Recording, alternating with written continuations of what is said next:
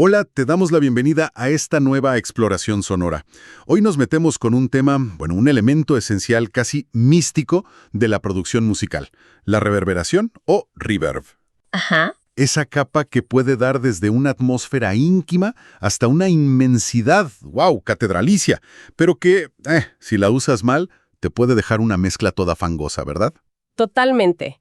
Es que sin reverb, las pistas suenan secas, planas, como desconectadas del mundo real, ¿no? Es la herramienta principal para crear esa ilusión de un espacio tridimensional. Claro. Pero claro, el desafío es enorme. Abres un plugin de reverb y te encuentras con, no sé, cientos de presets, docenas de parámetros. Y es súper fácil sentirse perdido. O peor, empezar a mover controles así a lo loco sin ton ni son. Del framework de reverberación de 3 espacios, de Nathan Nyquist. Y nuestra misión hoy es clara, ¿no? Desglosar este sistema. Entender cómo usar la reverb de manera estratégica, creando profundidad, cohesión, pero sin caer en la parálisis por análisis. Buscamos ese sonido pulido, profesional, pero con un método detrás. Es que ese problema del ajuste excesivo, como lo llamas, es muy real. Terminas girando perillas, probando un preset tras otro y la mezcla no mejora. A veces, fíjate, hasta empeora. Nyquist lo compara con una situación muy gráfica, muy buena. Ok. Comencemos a desempacar esto. Sí. Leí esa anécdota. La del ingeniero experto que llaman para arreglar una máquina súper compleja en una fábrica, ¿no? Esa misma. La inspecciona, escucha atento, da unos gospecitos por aquí, por allá, saca un martillo y... ¡pum! Un solo golpe certero y la máquina vuelve a funcionar. Exacto. Y cuando presenta la factura, creo que eran como $1,000, el dueño se escandaliza. $1,000 por un martillazo. ¡Claro! Y el ingeniero, con toda la calma del mundo, le detalla. Dar el golpe con el martillo, $5. Saber exactamente dónde golpear, $995. Me encanta. Es genial. Y aplica perfectamente a la reverb. El valor no está en usar todos los controles habidos y por haber, sino en identificar esos, ¿qué? 1, 2, 3 ajustes claves, los que realmente definen el carácter de la reverb y sirven a nuestro propósito en la mezcla. Exacto. Se trata de tomar decisiones conscientes, ¿no? De no perderse en un mar de opciones infinitas. Y esto conecta con otro concepto que menciona la guía, que me parece fundamental, el del espacio disponible en la mezcla, el mixing real estate, como le dicen en inglés. El espacio sonoro. Nuestro lienzo sonoro tiene límites, ¿no?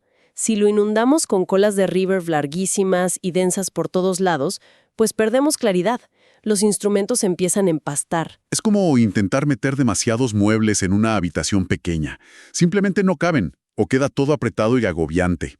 Entiendo perfecto lo del espacio limitado. Pero a ver, si la reverb define el entorno acústico, ¿por qué necesitaríamos usar varias reverbs distintas? ¿No se supone que la canción ocurre, digamos, en un solo lugar imaginario? Ahí está una de las claves de este enfoque. Y es fascinante, la verdad. Usamos múltiples reverbs no tanto para simular varios lugares a la vez, sino para gestionar eficientemente ese espacio sonoro útil del que hablábamos. Ah, ok. Y para crear una ilusión de profundidad más convincente. Cada tipo de reverb ocupa espacio de manera diferente. Las que tienen colas muy largas, las de long decay, son las más costosas, por decirlo así, en términos de espacio sonoro. Claro, llenan más. Exacto. Entonces, al usar varias reverbs más específicas y controladas, podemos definir diferentes planos de profundidad sin crear, un barrizal sonoro. Vale, tiene lógica. Es como usar distintos tipos de iluminación en una escena para dirigir la mirada, en lugar de una sola luz gigante que lo inunde todo de forma pareja. Justo esa es la idea. Y para organizar esta gestión, la guía propone 2 ideas base, 2 paradigmas. La primera es la teoría de los 3 espacios. Imagina la mezcla dividida como en 3 zonas de profundidad: frontal, medio y trasero. La analogía que usa es muy visual. Sí, piensa en las filas de asientos de un cine o un teatro. Puedes decidir colocar ciertos instrumentos en la fila delantera, lo que sería el espacio frontal, otros en la fila de en medio, el espacio medio, y algunos más atrás, en la fila trasera, el espacio trasero. Y cada una de estas zonas tendrá asociada una reverb con características distintas. Y un detalle operativo interesante que menciona es empezar configurando los extremos, el frontal y el trasero primero. Y una vez que tienes definidos esos límites, ajustar el medio para que viva, digamos, cómodamente entre ellos. Suena un buen punto de partida para no perderse, ¿no? Totalmente. Es una buena estrategia. Y el segundo pilar teórico es la teoría de mezcla, contraste y reverb. Esta postula que en cualquier mezcla operan como dos fuerzas. La mezcla, el blend, que tiende a fusionar elementos, a empujarlos hacia atrás. A unificar. Eso, a unificar. Y por otro lado, el contraste, contrast, que los hace destacar, los trae hacia adelante. Y la reverb, por su naturaleza de crear ambiente y pegar sonidos, tiende intrínsecamente a mezclar, a suavizar las cosas. Entonces, ¿cómo la usamos para crear profundidad si su instinto es fusionar? Parece un poco contradictorio. Bueno, si conectamos esto con el panorama general, aquí está el kit de la cuestión, como dicen. El truco no es luchar contra esa naturaleza mezcladora de la reverb. Al contrario, es usarla a nuestro favor creando contraste deliberado entre las reverbs que asignamos a cada uno de los tres espacios. Ah, ok. No basta con usar 3 reverbs. Tienen que ser diferentes de manera significativa.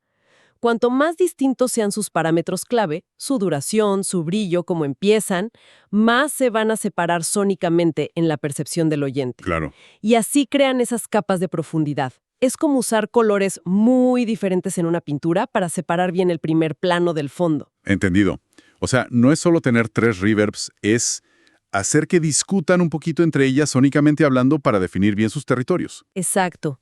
Que cada una tenga su personalidad bien marcada.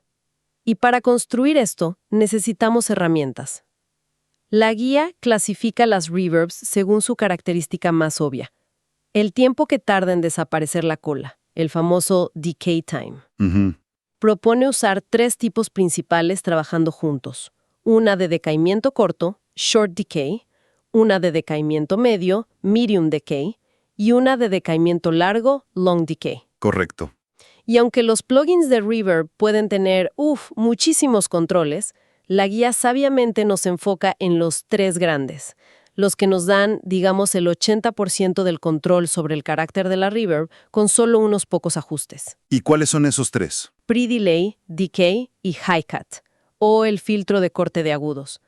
Dominando estos 3, podamos adaptar rápidamente casi cualquier preset a nuestras necesidades dentro de este framework de 3 espacios. A ver, desglosemos estos 3 magníficos. El pre-delay, ¿qué nos aporta exactamente? Es ese silencio antes de que suene la reverb. Exacto. Es ese pequeño silencio antes de que la reverb empiece a sonar, justo después del sonido original, del sonido seco. Y es crucial para la claridad. ¿Por qué? Porque permite que el ataque del instrumento original, su transiente, se escuche limpio, definido, antes de que la cola de reverb lo envuelva. Le da espacio para respirar. Ah, claro. Además, afecta la percepción del tamaño del espacio. Pre-delays más largos, digamos por encima de 15-20 milisegundos, pueden sugerir espacios más grandes. ¿Porque el sonido tarda más en rebotar? Algo así, como si tardara más en llegar a la primera pared y volver. Un rango muy utilizado va de unos 3 a 20 milisegundos, más o menos. Pero espera, leí algo en la fuente que me chocó un poco. Decía que para el espacio trasero, el más lejano, a veces se usan pre-delays cortos. Eso parece ir contra la intuición de espacio grande, pre-delay largo, ¿no? Buena afirmación. Es uno de esos detalles contraintuitivos, pero que tienen su lógica dentro del modelo. Un pre-delay muy corto en la reverb del espacio trasero, a veces menos de 10 milisegundos, Ajá. puede simular que la fuente sonora está muy cerca de la pared del fondo de ese gran espacio imaginario. El primer rebote llega casi inmediatamente, aunque luego la cola de la reverb sea larguísima. Ah, ya veo. No es tanto sobre el tamaño total del espacio, sino sobre la posición dentro de ese espacio. Exacto. Es la posición relativa a esa pared trasera. Es sutil, pero funciona. Vale, ya veo la lógica. Muy interesante. Y el decay, ese sí parece más directo, ¿no? Es simplemente la duración de la cola. Exactamente, el tiempo de decay es cuánto tarda la reverberación en desvanecerse hasta el silencio una vez que el sonido original se detiene. Y sí, es el indicador más directo del tamaño percibido del espacio. Decays cortos para espacios pequeños, decays largos para espacios grandes. Simple en concepto, pero fundamental para diferenciar nuestros tres espacios. Y el tercero, Hi-Cut, controlar los agudos de la reverb. ¿Para qué? Fundamental, para simular la distancia y para dar calidez. Piénsalo, en el mundo real, el aire y las superficies absorben las frecuencias altas más rápidamente que las bajas. Cierto, cierto. Por eso los sonidos lejanos nos llegan más oscuros, con menos brillo, menos agudos. El control de Hi-Cut, que a veces se llama High Damping o High Frequency Decay, nos permite imitar esto. O sea, cuanto más bajo pongo el corte, más oscura y lejana sonará la reverb. Por ejemplo, cortar a partir de 5 kHz o 6 kHz la hará sonar bastante oscura. En cambio, una reverb brillante, con muchos agudos, tiende a percibirse más cercana, más presente. Este control es súper clave para crear el contraste entre los espacios. Entendido. Predelay para separación y posición relativa. Decay para tamaño general. Y Hi-Cut para distancia y calidez. La guía menciona otros como size, diffusion, modulación, pero recalca empezar por estos tres. Sí, y es un gran consejo, la verdad. Además, la mayoría de los presets de reverb ya vienen clasificados por tipo de espacio, ¿no? Room, hall, chamber, plate. Así que elegir uno de la categoría adecuada ya te da un buen punto de partida. Claro, ya te orienta. Exacto. Y luego, con esos tres controles principales, lo esculpes. Lo ajustas para que encaje perfectamente en tu framework de 3 espacios. Hablemos entonces de cómo se configuran estos espacios en la práctica. El objetivo, recordemos, es crear 3 ambientes de reverb que contrasten notablemente entre sí, para amplificar esa sensación de profundidad. ¿Esto se prepara como plantilla o se va construyendo sobre la marcha? Se puede hacer de las dos maneras, realmente. Puedes tener tu plantilla lista o ir ajustando en cada proyecto. Comencemos por el frente, el espacio frontal. Se crea con una reverb de decaimiento corto, short decay. Ok. Su misión es definir la zona más cercana al oyente. Imagina el sonido de una habitación pequeña y tratada, o quizás el ambiente corto y brillante de una reverb de placas, una plate. Es la reverb más brillante de las 3. ¿Y para qué instrumentos iría bien? Ideal para elementos rítmicos como la batería completa o percusiones, o bueno, cualquier cosa que queramos bien al frente y súper definida. ¿Y cómo sonaría eso en términos de ajustes? Más allá de los números exactos, ¿cuál es la filosofía, la sensación? La filosofía es corta, clara y presente. Buscaríamos presets tipo drums, small room, plate o quizás small chamber. El decay será muy corto, generalmente por debajo de 1 segundo, a veces mucho menos, bien cortito. Sí. El pre-delay, mínimo o muy corto, quizá de 1 a 10 milisegundos, para mantener esa sensación de inmediatez. Y crucialmente, el Hi-Cut estará bastante abierto dejando pasar muchos agudos, quizá cortando suavemente por encima de 10 kHz o incluso dejándolo totalmente abierto si quieres ese sizzle. Brillante y cercana. Exacto. La modulación, si se usa, suele ser sutil, para no emborronar. Vale. Corto, brillante, inmediato. Pasemos al espacio medio, asociado a la reverb de decaimiento medio, medium decay. Este crea la zona intermedia. La fuente lo describe como un garage grande o un club vacío. Algo así, sí. Un espacio ya más notable. Supongo que es ideal para voces principales, guitarras solistas, sintes protagonistas. Exacto, elementos que queremos que tengan cuerpo y presencia, pero no necesariamente pegados a la cara como la batería, que tengan su propio aire. Aquí buscaríamos presets tipo Hall, Chamber, Medium Room, Studio. El decay se alarga notablemente respecto al frontal, quizás entre 1 y 2.5 segundos, por ahí. Ya es una cola más perceptible. Sí, claro. El pre-delay también suele ser mayor, para dar un poco más de separación del sonido original. Pongamos entre 10 y 20 milisegundos como referencia, aunque esto varía mucho. ¿Ok? Y el Hi-Cut empieza a cerrarse un poquito. Sonará algo menos brillante que la frontal, quizás cortando entre 8 kHz y 15 kHz, más o menos. Y aquí es donde se pone realmente interesante. La guía hace una observación clave sobre este espacio medio, que, aunque lo llamamos medio, como aquí suelen ir los elementos principales, la voz, los leads, su carácter puede ser bastante presente, a veces incluso in your face. Ujú. Y eso puede contribuir mucho a la percepción del frente de la mezcla, depende de cuánto la uses, ¿no? Precisamente. Es una herramienta muy versátil. Usada con moderación, ayuda a que la voz o el lead se sientan presentes, pero con aire, con espacio. Si le das un poco más de nivel, si la aplicas con más generosidad, entonces sí define claramente esa zona media del escenario sonoro. Interesante dualidad. Sí. En cuanto a otros parámetros, la diffusion, es a gusto. Pero hay que tener cuidado con valores bajos en sonidos tipo lead porque pueden generar esos ecos rápidos indeseados, el flutter echo. Ah, ok, buen tip. Y la modulación puede ser un poco más notoria que en la frontal, para darle algo de movimiento, pero generalmente menos que en la trasera, para no empujar el sonido demasiado atrás. Entendido. Y llegamos al fondo del escenario, el espacio trasero, creado con la reverb de decaimiento largo, long decay, la que da la sensación de profundidad máxima. Su rol es pintar las regiones más lejanas, crear esa sensación de vastedad, de ambiente general. El sonido arquetípico es el de una iglesia, una catedral, un gran hall. Es la reverb más larga y fundamentalmente la más oscura de las tres. Presets tipo large hall, cathedral Exacto. o chamber, pero ajustados para ser largos.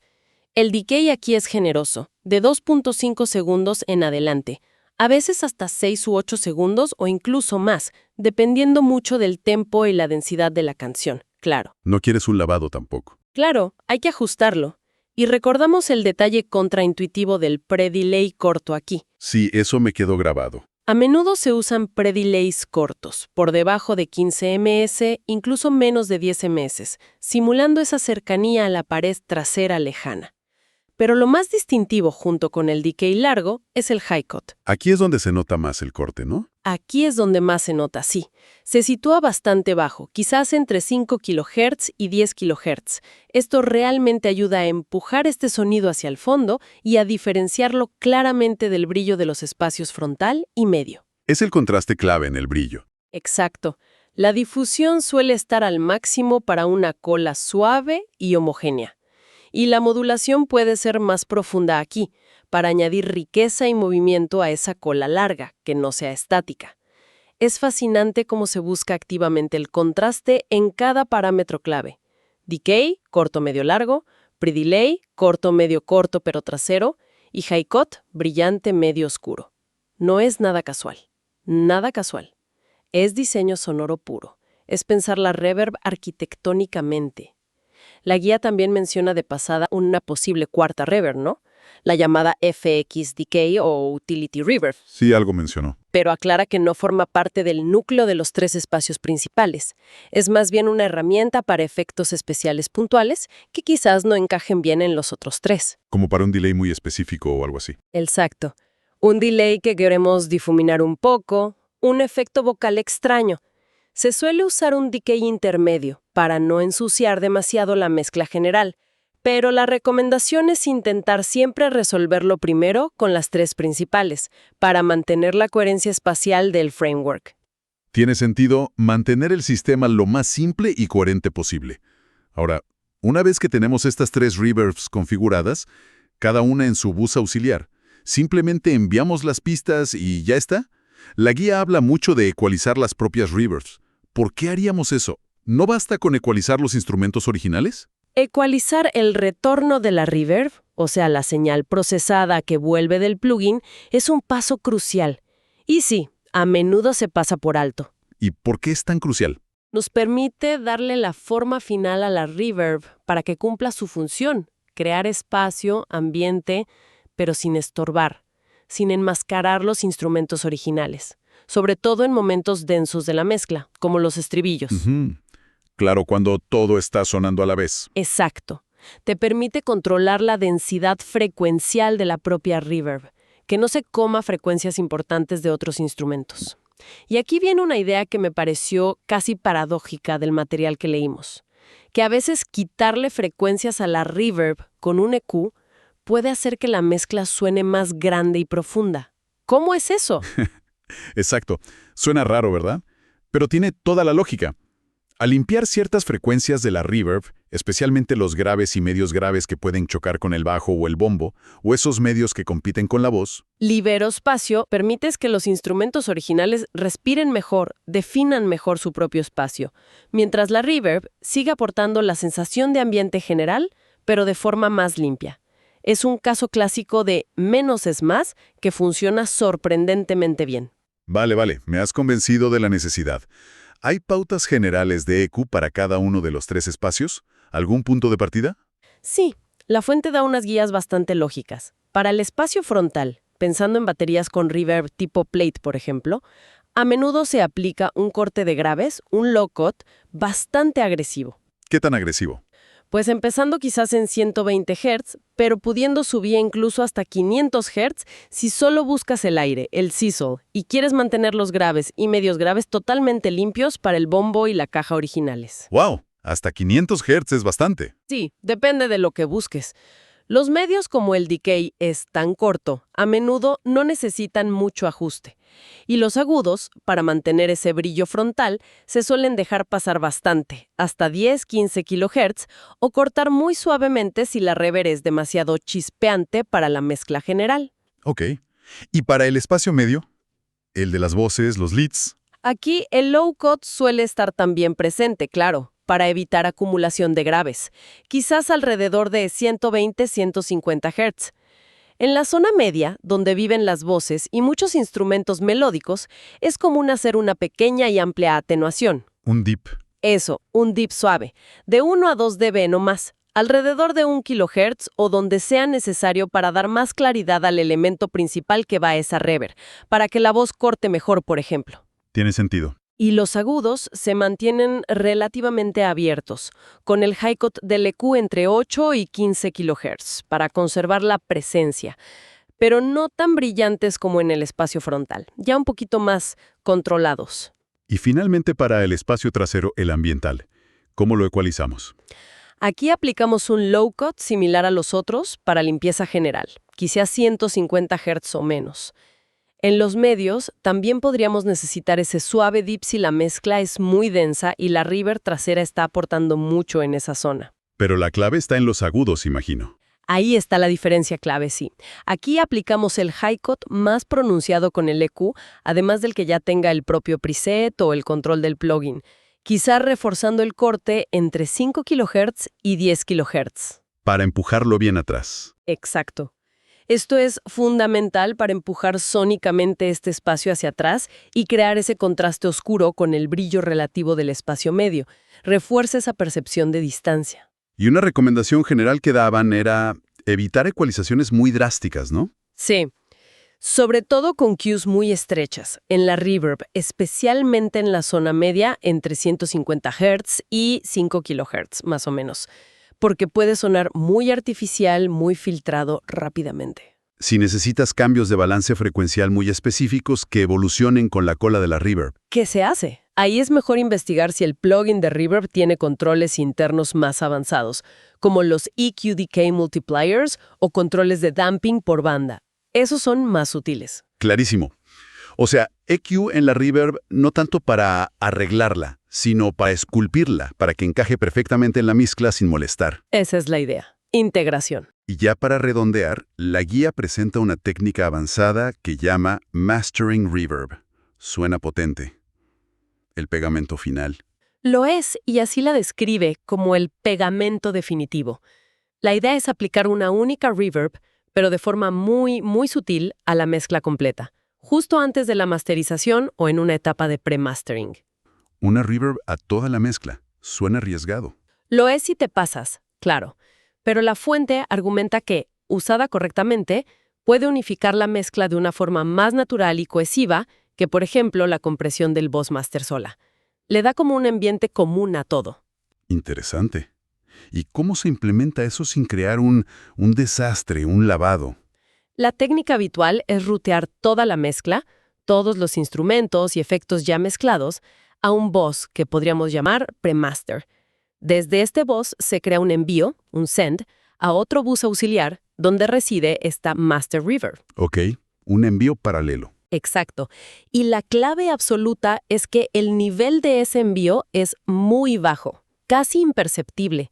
La reverb en sí suele ser un preset de sala pequeña, un small room. Pequeña, no grande. Pequeña, sí, con un decay muy corto, entre 0.3 y 0.7 segundos, apenas una sombra.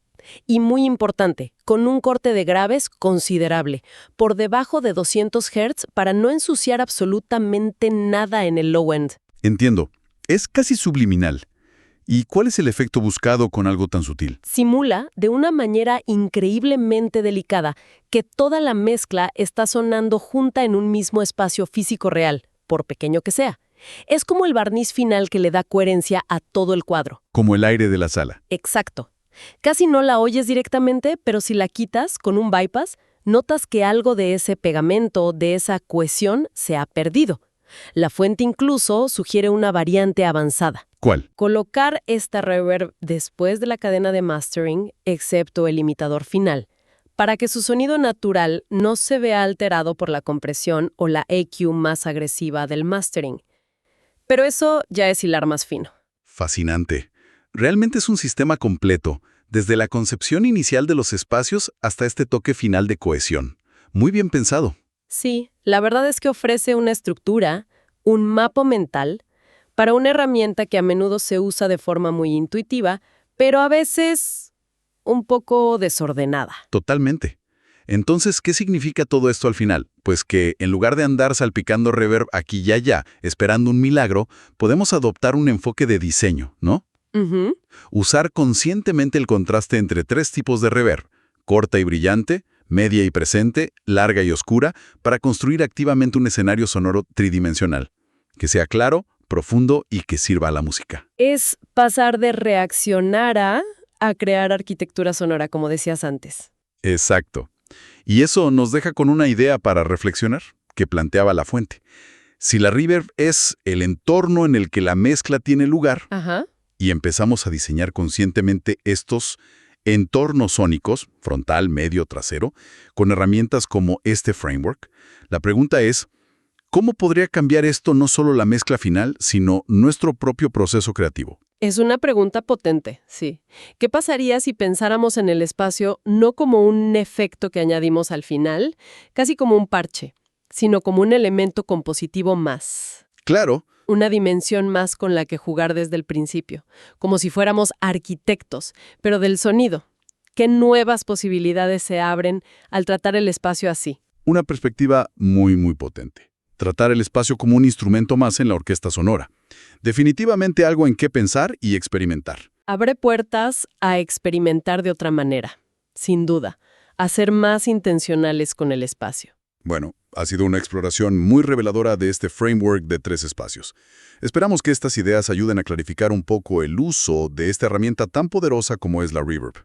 Ojalá que sí. Gracias por acompañarnos en esta charla a fondo. Hasta la próxima.